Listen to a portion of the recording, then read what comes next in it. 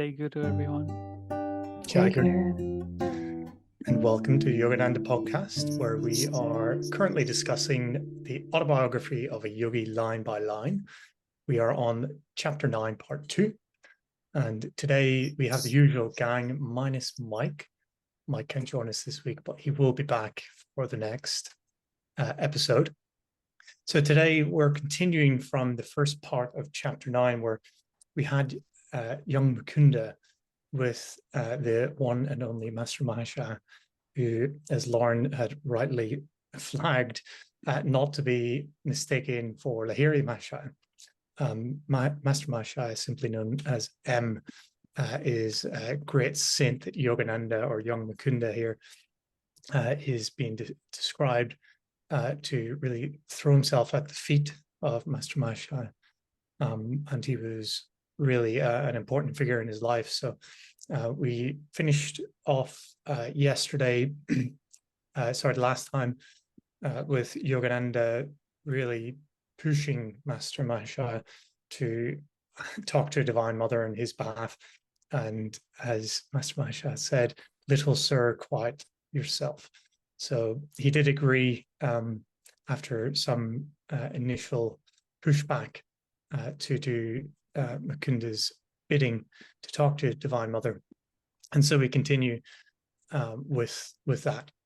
So we have what is quite a miraculous moment, really, in Mukunda's life with the vision of Divine Mother. So Yogananda was returning home, and I liked. It's very fast-paced, this chapter.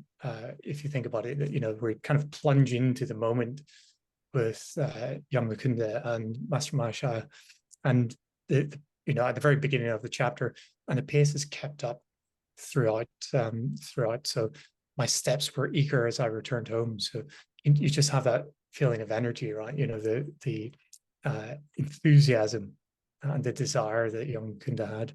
So he was returning home after visiting Master Mahasaya, and he sought seclusion in his small attic. And you get visions yourself of what that was like for young Mukunda, and he remained there in meditation until 10 o'clock. Now, I couldn't really see exactly sort of the timings and how long he may have been in meditation for, but it's very specific, and there's a reason why he says 10 o'clock and tells us that, which we'll talk about in a moment. I'll pause. Frank? Yeah. Firstly, Mike's not with us, so for podcast listeners, we should remember to tell them who's here and who's not, because they'll be so confused sometimes. Just Mike, Lauren, Chris, Mike, Chris, Lauren, and myself are here. So that was difficult. I did say. Oh, did you? Must have forgotten. I call you on that, Frank. Not paying gosh. attention. Too busy. I thought chapter part ahead. Maybe there's my steps were eager as I returned home. Just wondering. So he's eagerly walking to his meditation seat. So I was just wondering if you guys, especially at night, are you eager to go and meditate? You're eagerly going to your meditation spot, rushing there, or are you dragging your heels like school children before school time?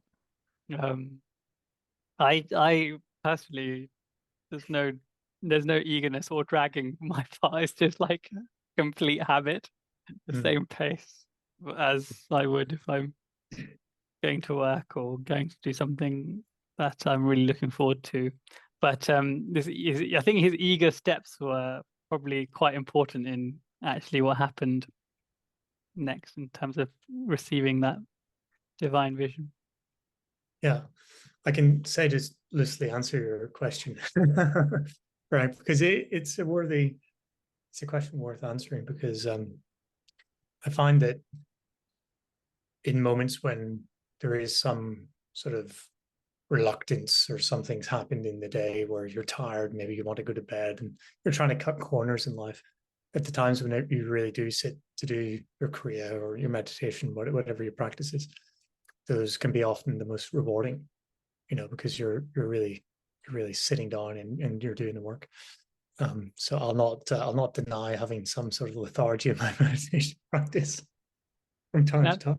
now that you said that, actually, some days I do like 3 hours, so I know it's going to be a long haul, on the weekends especially. And then I do drag it on myself. I do drag my heels a little bit.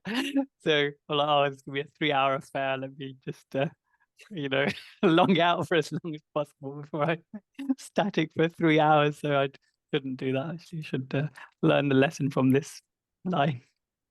Yeah, Lauren. I feel like this is actually a really good introspection question of the day that we could ask ourselves daily. You know, am I eagerly going to my meditation or not? And I feel like that's such a good question, actually.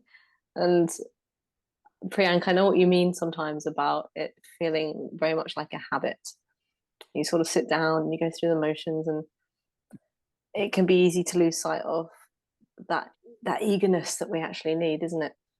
So thank you for that, because hopefully that'll spark a bit of something for us all this evening when we go to our meditations, hopefully not dragging our heels. And we remember how long we need to do something, I think meditation in particular, until it becomes an ingrained habit that you'll never lose. You're glad to said this. How long? Do we know? How long is it? 7 years or something? 7 years. Is it? Okay, 8 years, I thought. I think Do you know the answer? No. No, but I was going to say 7 or 8 when I think it would be 8, actually. Let's go with the majority vote. But it's funny, like when sometimes you drag your heels, and you might say spend 5 minutes. So like this morning, I had like one hour and 15 minutes to do my things before I needed to leave the house, and I spent maybe 5 minutes longer than I should have done in the shower. And I thought, oh, no, I've got plenty of time for meditation, even if I have spent 5 minutes longer in the shower.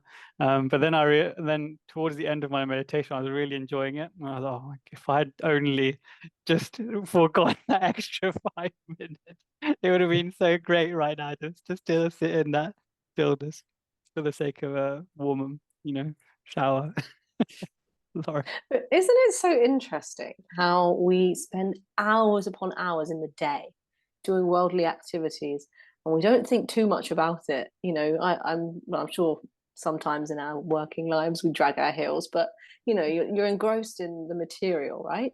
When it comes to the spiritual and the meditation, it's that extra battle, isn't there? But why? Why? Surely. Yeah. Why, God, why? Why? Why do you do this to us? It's interesting, though. And I think it's a good one to introspect on frequently. So thank you. Food for thoughts. Good question. Prank's known for his good questions. And his tough ones. So thank you for that, Prank. So here in the next sentence, we have a very important moment then in Mukunda's life that is revealed to us. So in the darkness of the warm Indian night, suddenly there was a wondrous vision that Mukunda foresaw. So he describes it very beautifully. He says, hallowed in splendor, the Divine Mother stood before me, her face tenderly smiling was beauty itself. So Mukunda got his answer. He had been knocking on the doors of heaven and crying out for Divine Mother to appear to him, to come to him, to manifest herself. And she has done. And she's listened and answered. And I thought to myself, how did we perceive this in our imagination or in our mind's eye? How did we see Divine Mother manifest herself to Yogananda, to Mukunda? Divine Mother is quite well represented in Indian sculptures, than in statues and deities in temples. And there's like tens of thousands probably of variations of the same Divine Mother and different like aspects and things like that, of which Kali Ma is one of the prominent ones. But they all have this very similar feel. So when I read this, and whenever I read this line again, I just, that image is very clear of what he saw as an Indian, what he saw here. But then when I remember when I started going to Catholic churches, and I saw Mother Mary or the Virgin Mary, I got virtually exactly the same feeling of that Divine Mother. And I thought, it's so funny how these religions are fighting, but their conception of Divine Mother, if you really just connect to what's there and what the meaning of the Divine Mother is and what the teachings are, there's like no difference. But there's but for most people, they're not interchangeable forms, as they are, thankfully, for us. Yeah, I did note that in the earlier chapter that Yogananda, he was very fond, let's say, of Divine Mother. He was talking to Divine Mother, so he had very strong affinity and closeness with Divine Mother. And we know the story of in the Autobiography of a Yogi, when he talks to the Divine Mother to draw the kites towards him, and there's a line in it, I think it says something like, surely Divine Mother listens to you, or talks to you, for that his sister said. It was very sweet. So Yogananda is very drawn to Divine Mother, and he had a Divine Mother in the form of Kali, I think a picture on an altar, and he would worship that as well when he was younger. And so this was something very close to his heart. And obviously we know from his mother passing and everything, and he had a very strong affinity with the feminine manifestation of God and that energy. And I thought, really, we should answer the question of who or what is Divine Mother. And there's a little passage that Priyank, and maybe afterwards Lauren can read, just to bring us more informed with. This is all Paramahansa Yogananda's commentary. So, in creating this universe, God revealed two aspects: the masculine, or fatherly, and the feminine, or motherly. If you close your eyes and visualize vast, illimitable space, you become overwhelmed and enthralled. You feel naught but pure wisdom. That hidden, infinite sphere wherein there is no creation, no stars or planets, only pure wisdom, is the Father. And nature, with her diamond dazzling stars and the Milky Way, the flowers, birds, clouds, mountains, sky, the countless beauties of creation, is the Divine Mother. In nature, you behold the mother aspects of God, full of beauty, gentleness, tenderness, and kindness. The beauty in the world bespeaks the creative motherly instinct of God. And when we look upon the good in nature, we experience a feeling of tenderness within us. We can see and feel God as mother in nature. Like an insistent child, constantly call to the Divine Mother until she says, "All right, what is it you want?" She is so busy with creation. She doesn't reply at once, but to the naughty child who cries and cries for her, she will come. Nice. And there is a summary that I can sort of give here to put it all into context. God being this primordially impersonal, genderless, timeless concept, the eternal consciousness. We have the manifestations, the Father, the Son, the Holy Spirit, Sat, Tat, and Om. So the Sat, Tat, and Om in Hinduism, Om being the Holy Ghost. So Yogananda actually explains, I think multiple occasions he mentions this, that the Holy Ghost is the mother aspect of God. So which, yeah, as you said, Priyank, ties it in from one sort of religion, one philosophy into another. It does. And in reference to what Lauren read out, she doesn't reply at once, but to the naughty child who cries and cries for her, she will come. And in reference to Chris, you were asking, in that chapter, what did with the kites? The exact wording that he used, pretty much as a as a child, exactly as the naughty child that Lauren described when she was reading it.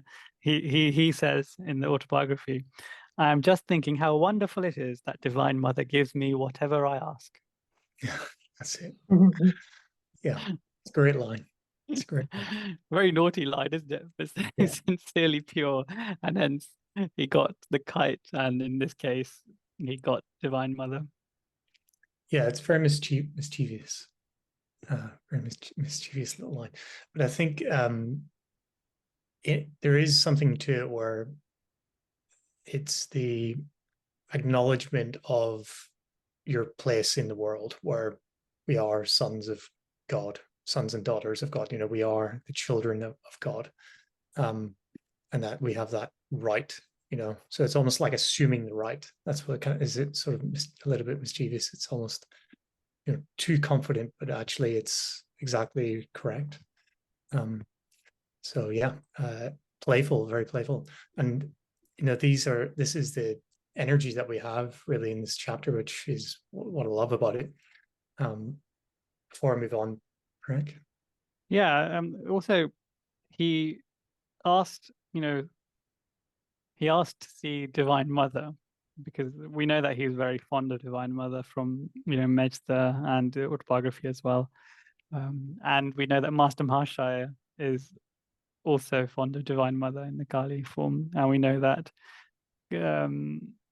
his guru Ramakrishna Paramhans was exceptionally fond of Divine Mother. So he could have asked for any manifestation, and we know, like later in the autobiography, Bhagavan Krishna comes to him right when he's setting sail back to US.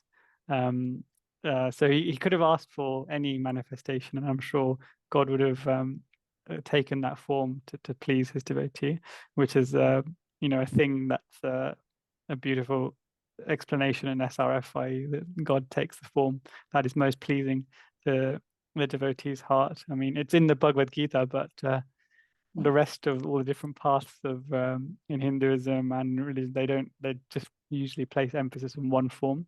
But it's funny, like I was reading there was a section in the Gospel of Ramakrishna Paramhansa where in India there's this really small statue of Krishna, like literally like the size of a small doll, made of a metal, and it can either look like a silver or a brass baby, essentially a crawling baby with like palm facing forward, like a child would when they're asking for food. And this is probably the most famous or most popular small deity that Hindus and Indians have in their household. And especially followers of Krishna or Vaishnavas.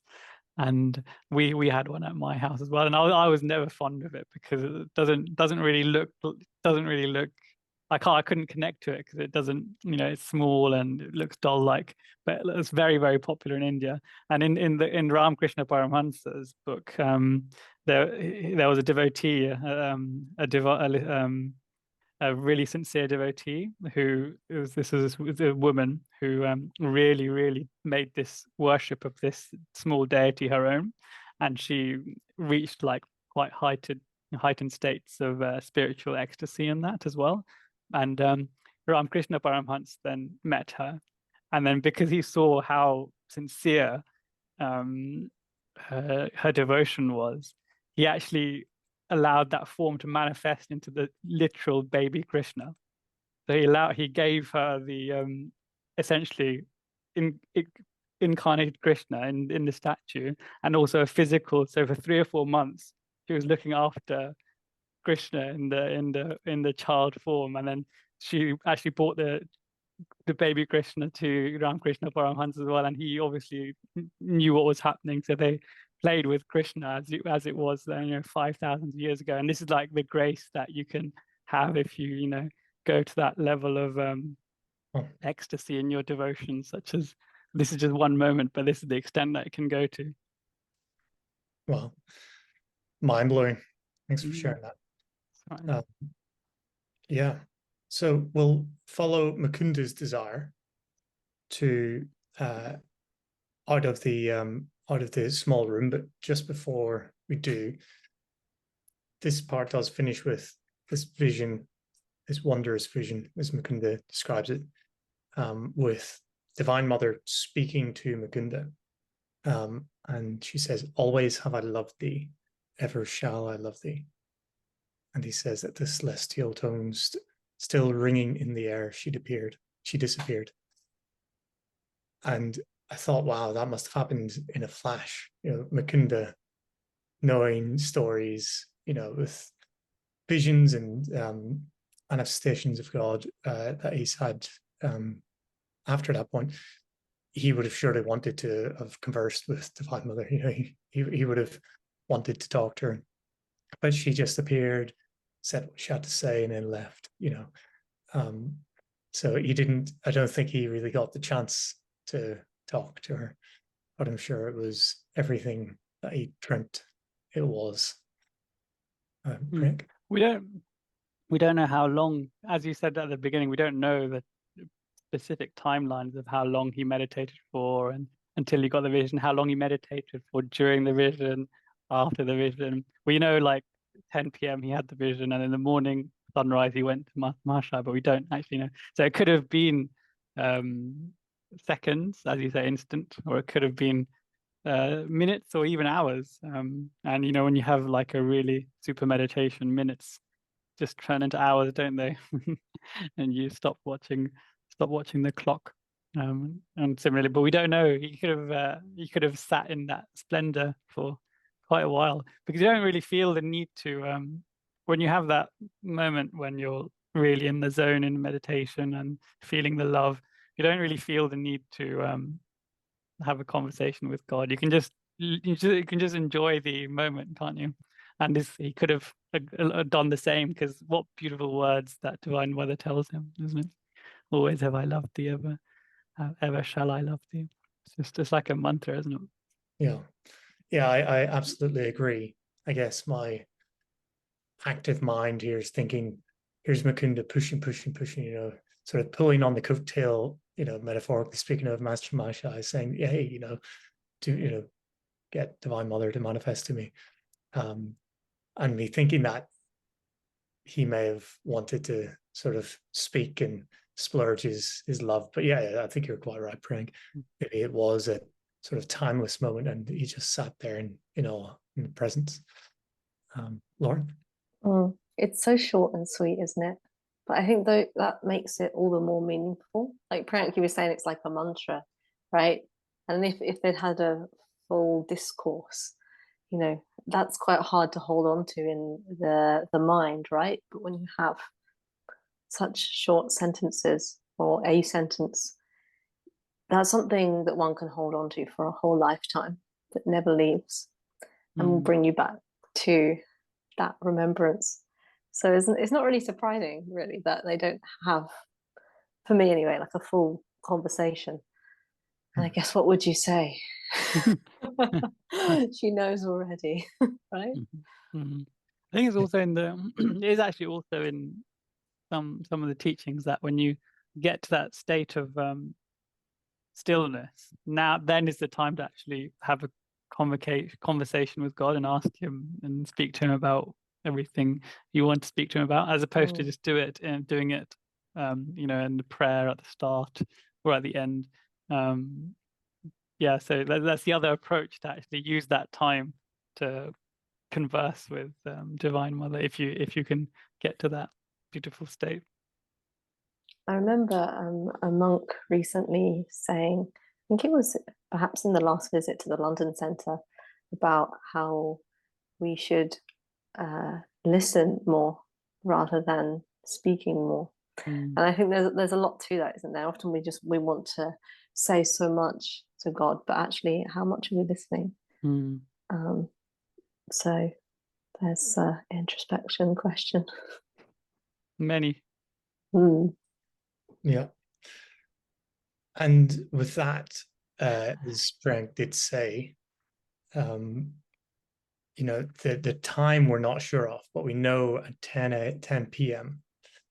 Mukunda then said he had this vision, and the next sentence then says that Mukunda, the the sun on the following morning had hardly risen. And I did actually look this up, yes, in Calcutta, what the sunrise time is. At the minute, it's, October, 5:30 a.m., but say if it's June, July, it could be as early as 5 o'clock. But needless to say, it was early. And I was going to say, how did you figure out what month of the year it was? yeah, I'm going 5:30, somewhere around there, covering all Ireland. It's actually really funny. Well, I found it really funny how Guruji wrote this. He says that the sun had hardly risen to an angle of decorum. I mean, it's probably very matter of fact, but it did make me giggle. It's quite funny.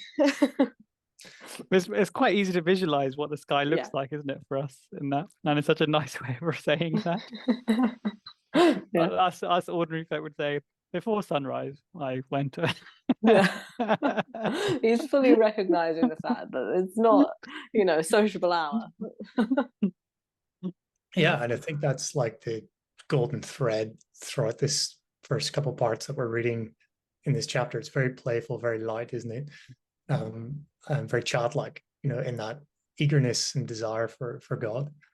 And we don't know, actually, was he up all night meditating? Did he actually go to sleep? Like, who knows? Like, he could have just been in some sort of ecstasy, and so he was probably just waiting to go, for some semblance of, a civil time, for him to go and wake. Well, we're soon to find out, maybe would he be waking Master Mahashaya or not, but to go and visit Master Mahashaya. So he paid his second visit then at this time around sunrise, and it says he climbed the staircase of the house at 50 Amherst Street, and he had poignant memories there, and he reached the 4th floor of the room. Now, on the pictures, I think it is just 4 stories for that house, right? So this, we can see that he would have climbed the staircase all the way up to the top floor where Master Mahashaya's room was. I'll pause, Frank. Do you have something? Yeah. So we don't know if he slept, but I can quite confidently say that he would have had a shower before going, because when you go to a temple or visit your spiritual master, one of the customs is that you bathe before you purify the body, and I think in the autobiography that had various times they have a dip in the Ganges, or in Lahiri Mahashaya's initiation, Babaji told him to go wash before the initiation. So so I can quite confidently say that he would have showered before retaking the darshan in the early morning. And you shower generally in the morning, as per the Indian custom, before your meditations or puja or prayers. Isn't it like a jug of water in a bathtub of sorts? Is that quite a common way to bathe? Yeah, that's right. Yeah, so you have a bucket or a clay pot. Yeah, and then you pour it over yourself. There's a really, really ecological way of water consumption, actually, compared to showers. Totally, yeah. I'll not go on to that subject, but I'm quite militant with mine. Yeah, it's a luxury for sure, Charles. So then we have young Mukunda reaching this room, and rather interestingly, he's greeted with a cloth that's wrapped around the knob of the door of Master Mahashaya's room. And he says, Mukunda says, "A hint I felt that the saint desired privacy."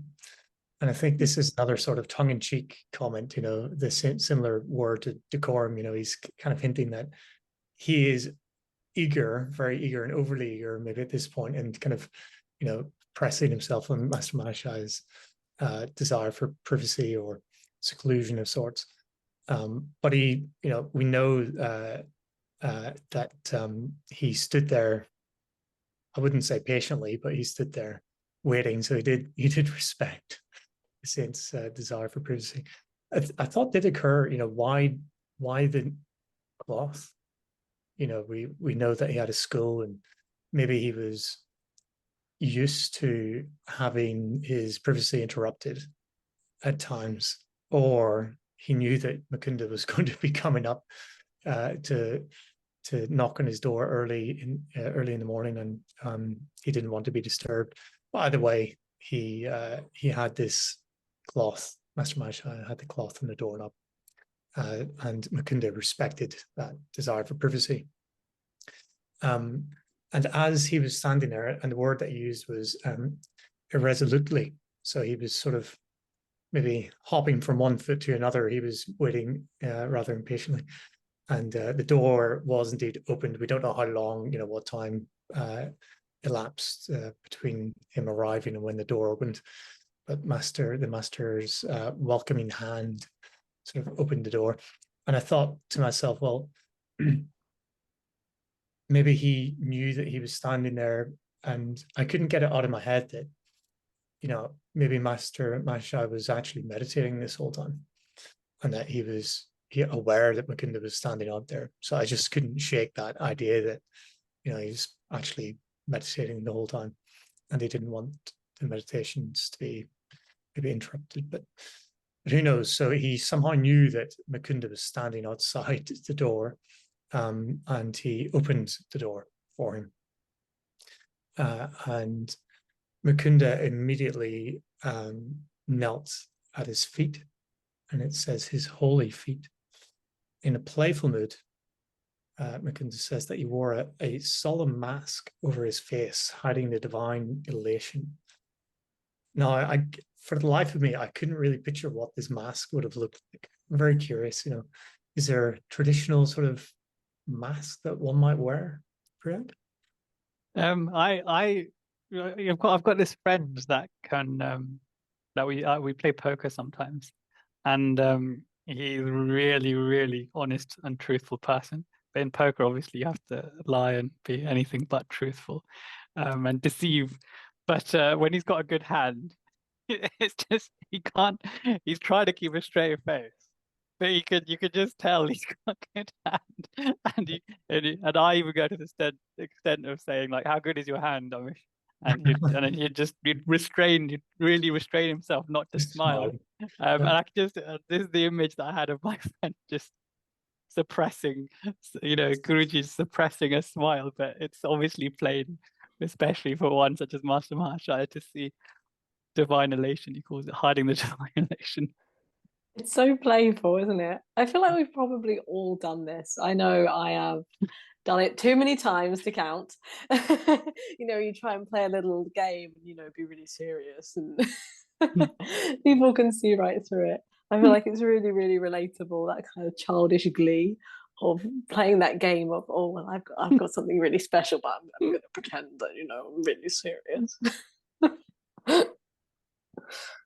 So Mukunda's interestingly, to me, and I want to go on to discuss this as we continue this part of the chapter. I thought it actually played into what I think reveals itself in this part, which Mukunda, I don't think he was testing Master Mahashaya, but he didn't want to just go in and blurt it out, did he? He didn't go in and say, hey, Divine Mother manifested herself to me last night at 10 o'clock. He didn't say that, did he? So he went in kind of hiding this fact, this truth from him. So I think he wanted this confirmation from him, but we'll talk more about it. But I just thought that was interesting that he didn't go in and blurt it out and say, don't worry, you don't need to do anything for me anymore. I've already communed with Divine Mother myself. Yeah, because I suppose in Mukunda's mind, and I guess if we're thinking about it, perhaps even our own, if this ever happened to us, you'd think, okay, well, was there another message? Was there more to it that I don't know? So yeah, that's a really good point, Chris. Yeah, and he says he confesses that he says, "Sir, I have come very early." Master Mahashaya says, "For your message." So he's coming back. He made the request of Master Mahashaya to talk to Divine Mother in his path, and then he comes back and says, "Did the Divine Mother, beloved Mother, say anything about me?" And the response is quite funny, really, from Master Mahashaya. He says it mischievous little sir. And there's an exclamation mark in there. So he was adding some energy into that response. And I think it's an appropriate sort of response in some respects. But interesting that, you know, he also didn't immediately say, yeah, you know, yes, there's an answer for you or anything. He sort of rebuked Mukunda at this point. Do you remember? So Mukunda asks, did she say anything about me? Divine Mother, obviously. But the actual request at the start of the chapter, the actual thing that he asked Master Mahashaya to do was for an intercession and to ask Divine Mother if I find any favor in her sight. So that's the actual. It's like a yes or no, yes or no question. So he's really Master Mahashaya could have just said yes, you do. The answer is yes, but obviously Divine Mother gave him more than a yes, and it was like, you know, ever shall I love thee, always have I, always have I loved. Exactly, and she gave it to him directly as opposed to via the intermediary, and I suppose Master Mahashaya may have been praying for, you know, for the direct intercession rather than being used as a medium. Yeah, but that is the interesting part to my mind, which is then why would he, you know, I think he's been extra mischievous, and maybe that is what either Master Mahashaya already knew, and that's why I used that word in particular, or not. But as we see, maybe we're delving into this realm of sort of the doubts or the revelations aspect of this chapter. But I'll pause before I go on, Frank. Yeah, it's just the word is lila in plants. It's he's having fun with being a child, you know, as Krishna had fun being mischievous, as you know, with his mother and all the milkmaids in Vrindavan. So too is Mukunda having fun, even with the most profound aspects of his young years of experience. Yeah, I think that's probably quite right. And Master Mahashaya here goes into silence. So it says, Mukunda says, not another remark would he make. And humorously, apparently my assumed gravity was unimpressive. So I think to your point, Frank, you know, if Mukunda was coming in sort of playing, Master Mahashaya was not impressed. He didn't want to play the game. Yeah, if we go on the premise where you know, as Chris was saying, we don't know what Master Mahashaya was doing for these, you know, 7 or 8 hours or however long it was, 10 hours. Let's assume that he was in deep communion with pleading. You know, he said he'd make your plea. I will make your plea to the beloved, and he kind of, it's like a promise, isn't it? Like a guru gives to a disciple. So he may have been meditating the whole night, and Divine Mother may not have revealed to him that, yes, you know, a few hours ago I fulfilled your, you know, your request and Mukunda's request. So he could have been in very deep state of plea, you know, of essentially crying for Mukunda to receive this intercession. And then Mukunda comes in and in a playful mood, clearly hiding something. So that would maybe answer why he was unimpressed and he wouldn't speak, because he's still in that state. Yeah, I think it's probably quite right, and it provokes Mukunda somewhat, doesn't it? As Mukunda says here, perhaps I was a little provoked because he says, "Why so mysterious, so evasive? The saints never speak plainly." So again, we don't know what time elapsed between the point where Mukunda comes in and asks, you know, do you have an answer for me, or, you know, what's the message from Master Mahashaya's rebuke? We don't know what time elapsed after that point, but probably not that long, but long enough to really, provoke Mukunda at this point, because he's really dying for an answer. So we, as you said, Frank, we could probably build in some assumption there that he was going then deep into this meditative state to get the answer, to really pull the information out of the ether or talk to Divine Mother. So Mukunda, he says, why so mysterious, why so evasive, etc. So he's kind of doubling down. So it's initially Master Maharshal has called him bluff, said, mischievous little sir, the first thing they said. So he's on to you, right? But Mukunda is now like doubling. Imagine in poker, he's doubling down. He's going again, even though he's got a rubbish hand. He's going again, going again, and again extending the play, and also getting caught up in it a little bit, as we'll find out a bit later. I would actually come back to you on that analogy, Frank. I think he's got a royal flush. Mukunda's got the royal flush, and he's trying to provoke. But Master can see what the hand is. He's trying to provoke the he's call. playing it like this with the hand showing. Yeah, exactly. Like the child not realizing that he shouldn't show. Yeah, and he is a child, right? So we've got to remember that he's playing with as a child would with this conversation. Actually, do we actually know his age at this point? I think it's safe to assume that he's 18 or less. Yeah. So I thought teenager, because we see some pictures of him online, and I think he's got some, maybe a bit of growth on the mustache or something as well. So he's in his teens, I think, at least.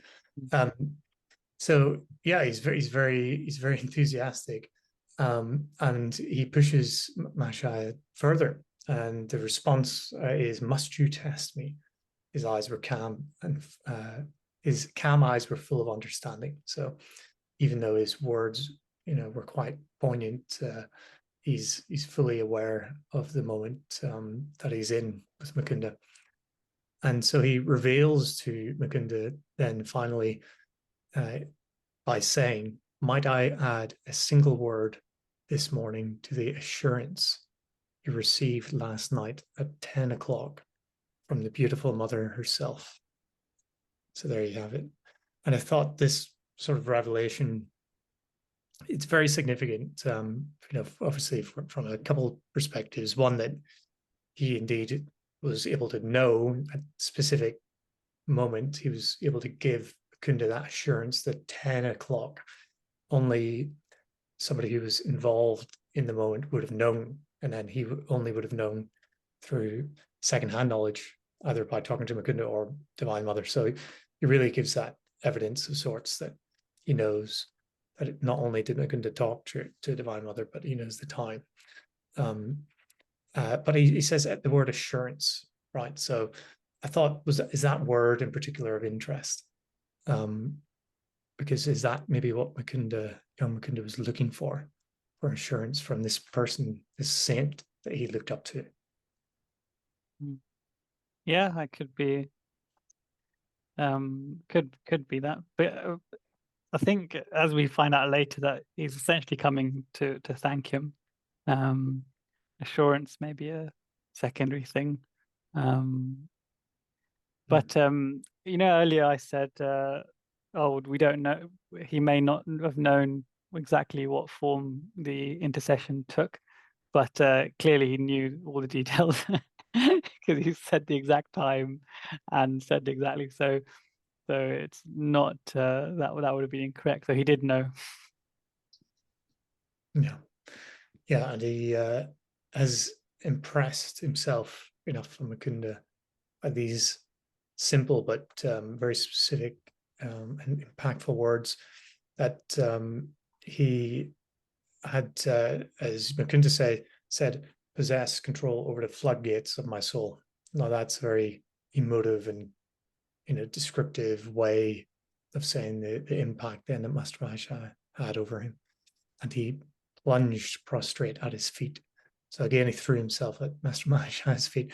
And I think, did he not say that he didn't want Mukunda to be prostrating at his feet? Was that earlier? I can't recall now if that was earlier in the chapter, or if it's later in the chapter. But I think in general, Master Mahasaya is, certainly full of humility, and would have been rather humbled by somebody like Mukunda, again, prostrating at his feet. But as Mukunda says, then he had tears of bliss and not of pain past bearing. So this time he was full of joy and full of bliss, and he was no longer suffering. He had his answer. So he was happy then by Master Mahasaya recognizing the encounter that he had with the vision that he had with Divine Mother. And so Master Mahasaya goes on then to say, think you that your devotion did not touch the infinite mercy, the motherhood of God, which you have worshipped in forms both human and divine, could never fail to answer your forsaken cry. And I thought that was a lovely touch there, actually. You've worshipped the motherhood of God in the form of human as well as divine. So, that's the love that Mukunda had for his mother. And that's recognized then by the saint. And it's another reminder of the divinity that is present in a mother's life, love for a child. And, that it's really a manifestation of the Divine Mother's love. And one that we can see in a very tangible way, the pure kind of selfless, timeless love. And, in its purest form, you have that in virtually all relationships, especially human relationships between, friends, between husband and wife, etc. So it's it's such a good line that Master Mahasaya has given, isn't it? It's just really moving. Struggle to concentrate when you're reading out, Chris, because it was so blissful. Yeah, it is. It is a really soul-provoking couple sentences. Then question: think you that your devotion did not touch the infinite mercy. Yeah, very beautiful line, and affirmative of Mukunda's strife really toward the Divine Mother that he had from such a young age, really all his life. And I thought really, we'll maybe just quickly finish on the last sentence that we'll look at, and then I'll give a little reflection, which is the Mukunda saying, who was this simple saint whose least request to the universal spirit met with sweet acquiescence. Right. Yeah, it's a rhetorical question because he knows the full divinity that is present in Master Mahasaya. But it's a rhetorical question that really pays homage and respect to the greatness of this saint and the mercy that he's showing. As much in mercy as Divine Mother, he's showing it to Mukunda, isn't it, himself? So it's really, I think, just to honor the Master Mahasaya and give him the highest possible praise. This line is there. Yeah, it's definitely one full of love, isn't it? This interaction between the two. And I thought, if we're reading this, it's such a significant moment in young Mukunda's life, and I thought maybe a transformative moment in the life of Mukunda. And we know Yogananda wrote about Kali, and the significance of Kali in the Bhagavad Gita. God talks with Arjuna, and he talks about the manifestation of Divine Mother in her fierce aspect. And so maybe we can end on this, because in the West, let's say, growing up, as I've grown up, we've talked about it before in the podcast, where the figure of Kali is often quite scary. It's impactful when you look at it. It's very fierce. So there's a lot of misconception to that. But maybe after this little passage, there can be some learning and something to take away from it. But before we read it, maybe if there's anything you guys want to say or anything that we want to cover? Yeah, this section is really moving, isn't it? It's probably classified in what top 10, wouldn't you, of the autobiography of moving sections. And such beautifully expressed discussion and playfulness between the master and Mukunda. And the master clearly sees a master in Mukunda, otherwise he wouldn't, this level of intercession and playfulness and especially with getting Divine Mother involved wouldn't be so apparent. So it's just because they're both obviously at very different stages of their lifetime, right? He's probably in his 50s, and Mukunda's in his teens. But he, as I said, he realizes that Mukunda is no less than him. So it's just such a lovely few paragraphs that I'm so glad we took the time to really delve into them. Nice. Yes, it is divinity meeting or recognizing divinity. Beautiful little passage. So from the Bhagavad Gita, God talks, Lord Judah, Yogananda does explain a little bit of the manifestation of Kali, of Divine Mother, and Lauren can take us away. Kali is the mother of destruction. She is the one who destroys all that is impure and negative. She is also the one who transforms and renews. She is the goddess of death and rebirth. Kali is often misunderstood and feared, but she is a compassionate goddess who loves her children unconditionally. She is always there to help us, even when we are at our worst. If you are seeking transformation and renewal, invoke the goddess Kali. She will help you to destroy all that is negative in your life and to emerge reborn into a new and better state.